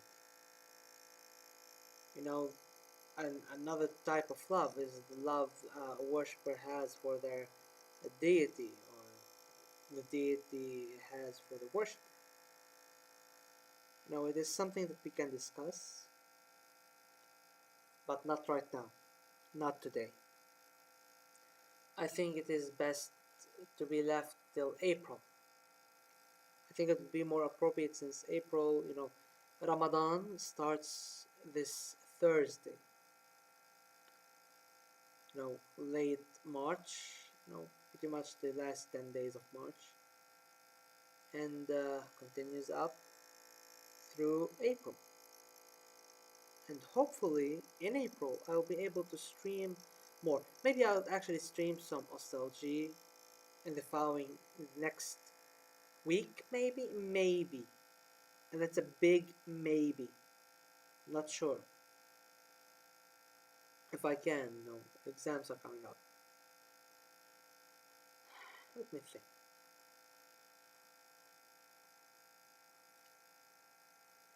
You know, I think at this point it's good to maybe get in certain people to talk. Last time, alright, let's see. Some people do want to join and want to voice their opinions. Hopefully, respectfully. I do want to keep this going for at least 30 more minutes. 30 more minutes. A long time for it. I don't want to just drop it on its head. It's not happening. I do want to hear what others have to say about this, other viewers, and they're not joining. They are actually playing. No, have fun, folks. If any viewer does want to join in the future or today, they can always join the Discord server. The link is in the About Me section on the channel, or linked right on the banner. I believe I've linked the Discord server. It hasn't been updated in terms of a lot of things. It needs a lot of work, a lot of certain work to be done on it. I've I've recently removed the rules, and I should have restructured them, and that was in January. Yeah, you can tell that I've been very busy with procrastinating on doing something that I should be very busy to do. Huh. Maybe I should get my schedule back on track.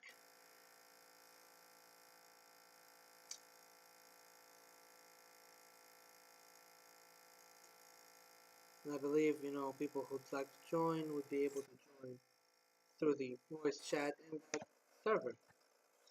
And I do want to talk extensively more than just what the text limit can give. That being said, gentlemen, now I'm going to talk to the gentlemen. Gentlemen, it is really a good idea to take care of yourselves, not just to impress the ladies, not just to you know. It's good for you. It's good for you to take care of yourself. Take a shower every now and then. Shave, have a haircut.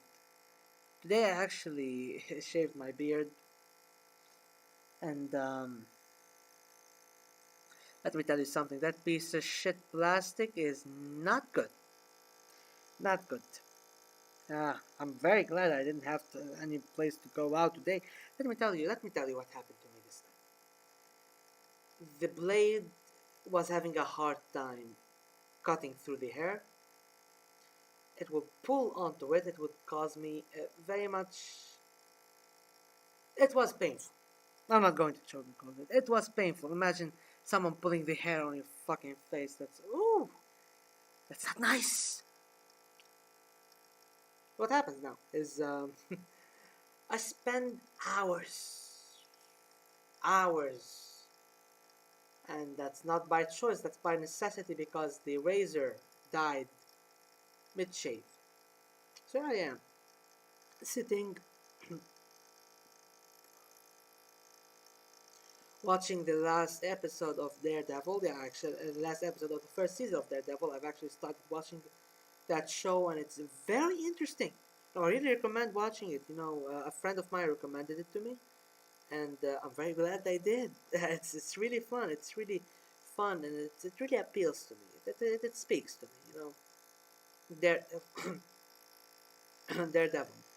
It's not like other superheroes. He's not even a superhero. He's a hero with some above average skills that he puts them to good use.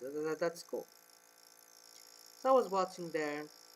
I was sitting there watching Daredevil, half my beard gone, the other half standing strong defiantly. Now, of course, I could have chosen to rock this new look, call it a day, rock this look, and present it as a new hairstyle. But that would award me a one-way ticket to an asylum.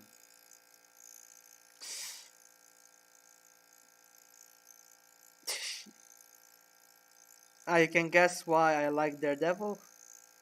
Sure. Yeah, wait. Guess away. I'm waiting for your guesses.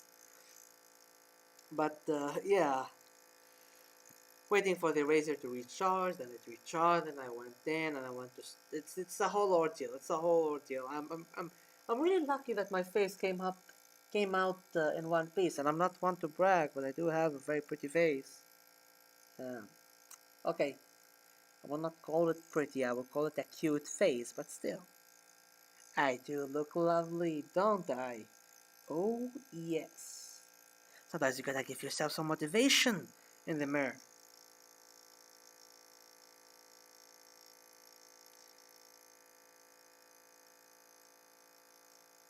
Ah, yeah, he's a lawyer and I'm a law student aiming to be a lawyer. We actually do share many ideals. Um, this fictional character and I. My friend, I believe my friend really realized what I stand for, what are my ideals, and suggested the right show to me. And the character just grew on me first episode in. I was hooked. I knew that this show, this show is the show that I like. Is the show that I'm going to watch in its entirety. Which is like three seasons. It's not that big of a deal. 2024 will have a new show coming in, which is like a continuation for Daredevil. But I'm also planning on watching the Punisher. They kind of interact with each other. The two shows that kind of merge a little bit. So yeah, gonna watch gonna watch these things. 2 a.m. already.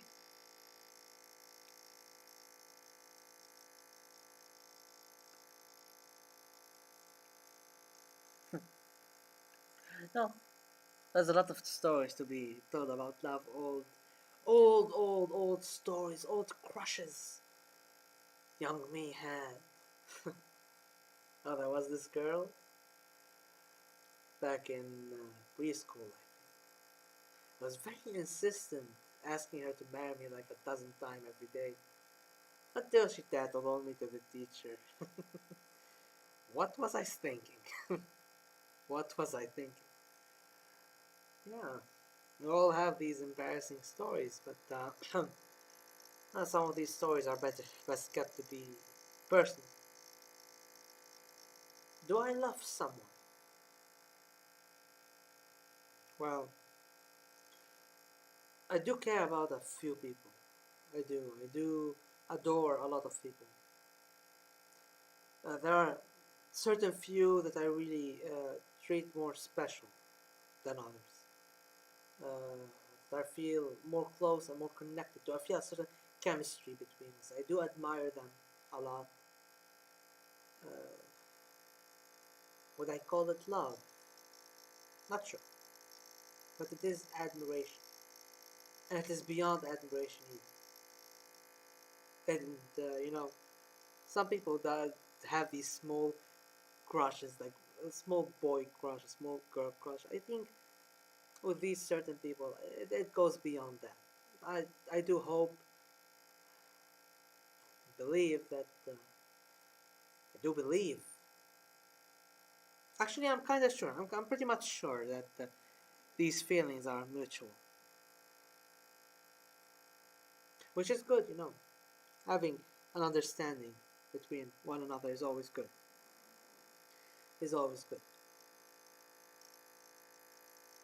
But I'm not sure who will be watching this later, who is already watching this, or have watched this and stopped watching. But guys, listen, I understand a lot of us do feel alone. A lot of us feel helpless, lonely. A lot of us feel like we're not loved, like we lack something. We lack warmth in our life, a certain warmth that our family and friends cannot provide. And then I say, be patient, be patient, be patient. Um, Everybody is suffering from something like that. Everybody, on some level, even women, they do go through these phases. And often, young women are curious but not serious. So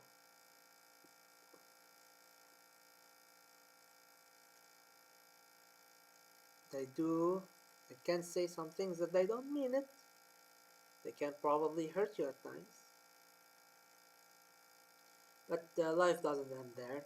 Life continues, and so should you continue living? You should just give up on everything, throw yourself in a little shell, say I'll never love again. Oh, my heart is broken. Heal. Take the time to heal. Take the time to grieve uh, the way your heart got broken in 100 pieces by someone, and you will come back from this. Uh, we're still young.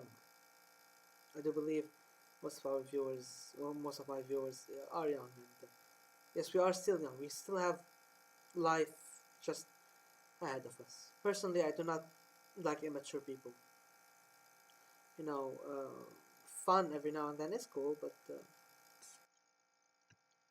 immature people do.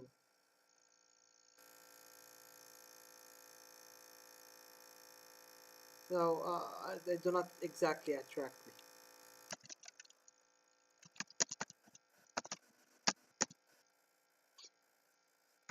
Actually, repulse me a lot. They just cause headaches. Some people like them, some people do not like them, but I believe that we are all a little bit immature on some level. It's this inner child in us that still likes jingly things, that likes cute little animals.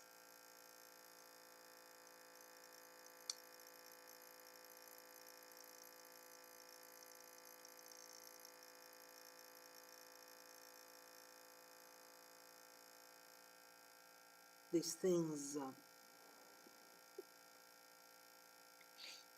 things get better, gentlemen. Things do get better. And with time, I do think that if you're a man, if you're a young man, feeling a little bit alone, lonely, I do think that just strive and focus on things that are far more important right now, currently. Um, Forming yourself as a person, continuing your studies. Don't make your entire life about studying. Just further your studies. Get that degree or an equivalent to it. Get these life skills. Take care of yourself. You're a human being, you're not an animal. Take care of yourself. And with time, you'll find somebody. We all do. And if we don't, well, at least we'd have the skills to survive, eh?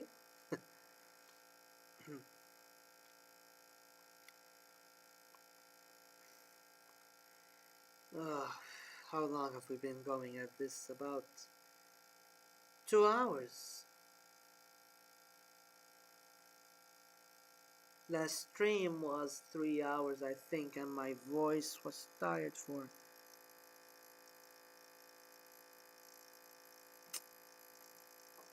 What is the Fortnite joke? I do not have Fortnite codes.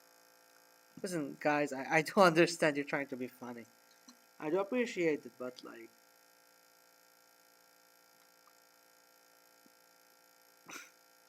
this is meant to be semi-serious. Please, gentlemen, gentlemen. Hmm.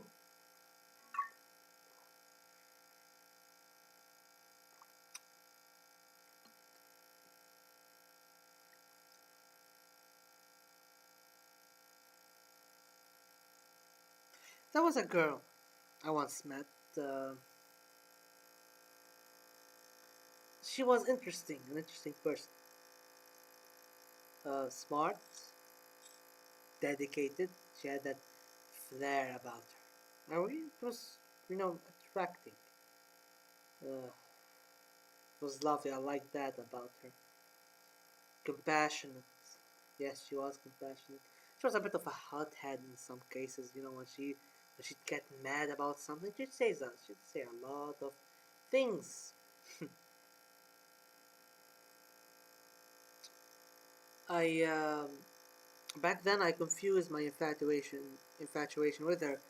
This is the same topic that I've talked about earlier. The stream 2 hours ago. See, the wheel turns and turns and it returns always to square one. The same topic is just being revisited again and again.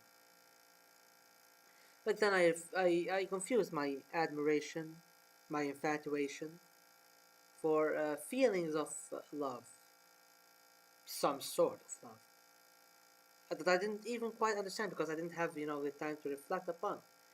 However, when there was an incident back then, it was 2021 May.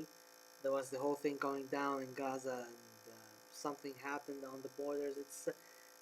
I'm not going to go into details, but there was really a fear of impending doom, just like hovering over our heads. Fear of impending doom. So I said, "Fuck it! I'm just going to say everything that I know that I want to say."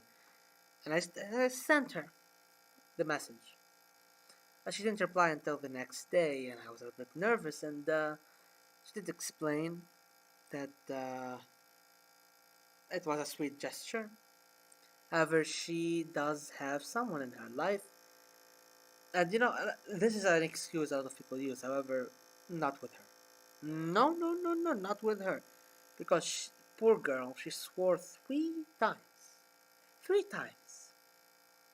That she wasn't lying. She would not disrespect me by lying. She did say that I'm a very sweet, funny, smart guy.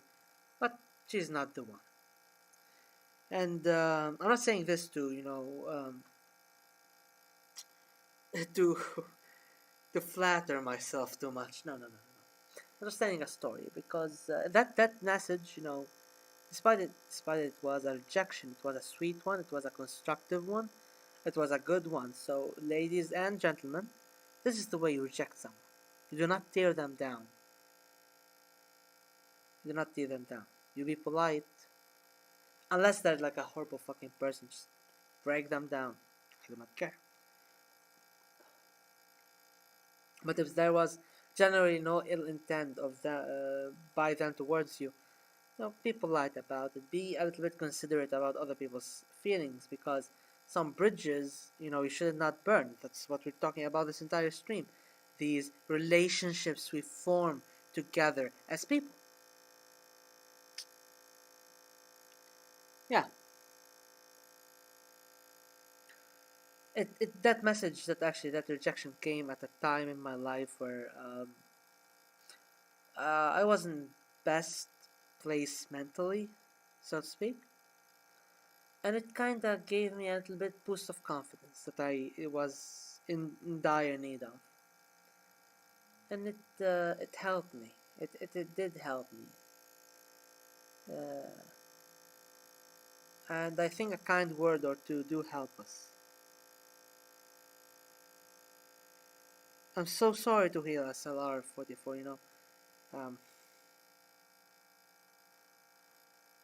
you know, we do go through rough patches. Not all the relationships we form are healthy ones. Some are just poisonous, toxic, hurtful, painful, abusive, horrible experiences. But through them, we must learn and grow as people. We cannot always be stuck in the past. And I'm really happy for you that you got yourself into a healthy relationship. That is good. That is good. See, gentlemen, ladies and gentlemen, things do change for the better. As long as we strive for it, as long as we do not just give up on ourselves, as we throw ourselves into a dead end. That's what we've always been talking about. Do not let despair sneak to you. Do not let anger and frustration hold you down. Do not let this negative emotions hold you from being a social human. And I think I did talk a lot. I think I've said most of the things that I do want to say. I didn't quite prepare for this. Usually, I would have prepared the topics to speak about. I went out on a whim today. Unfortunately, it shouldn't happen this way. I'm going to strive to be a little bit more prepared with some topics to be tackled in a better way. In a better way.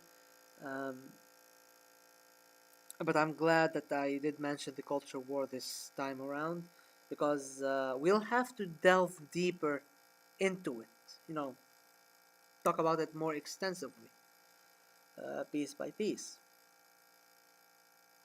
and how it's bad for everybody involved, and how these silly arguments can lead to dire consequences.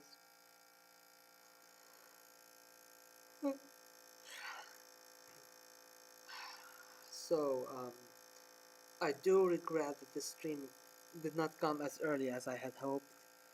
It's not as long as I had hoped, and I tremendously regret the technical difficulties that made my life and yours a little bit harder through this stream. I'm sorry about that, but it is what it is at times.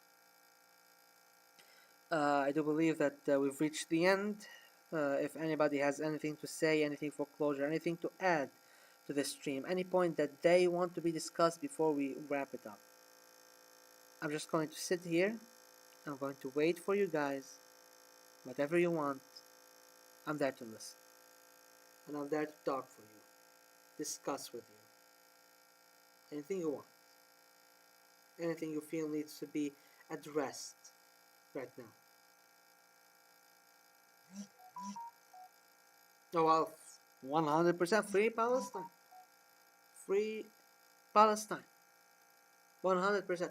Listen, one of the types of love that I did not talk about, the love of a person for his nation, patriotism.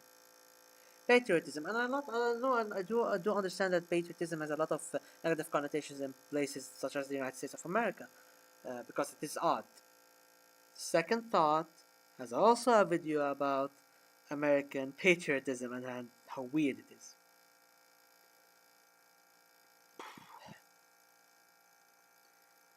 But in other places such as the third world, patriotism takes on a whole new meaning. This love for this plundered for a plundered homeland, for a homeland under attack of neocolonialism, imperialism, aggression, war, um, plundering of resources, violence, terrorism, so on and so forth.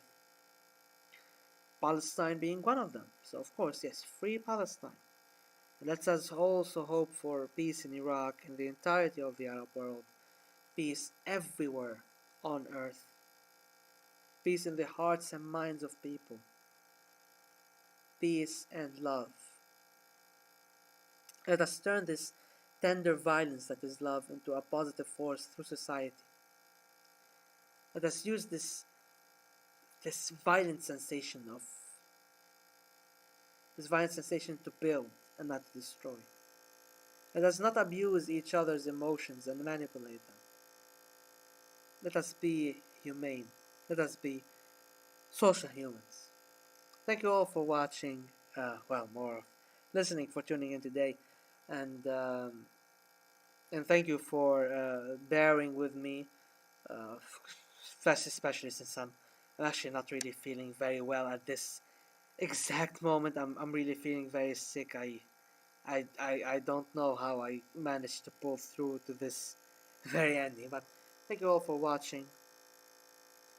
Um, I hope to see you very soon in another stream, be it a Let's Talk stream, because it's gonna happen in April. It's gonna be more about religion and faith and religiosity, as well as in other type of entertaining streams. Um, take good care of yourselves, ladies and gentlemen. Do not despair, for the best is yet to come. Happy Mother's Day, everyone, and happy International Children's Day. Happy Women's Month as well. Let's not forget about that. And oh, have a good night and Ramadan Kareem to all my viewers, especially the Muslim ones. If I do not manage to, for whatever reason, stream during the holy month, goodbye and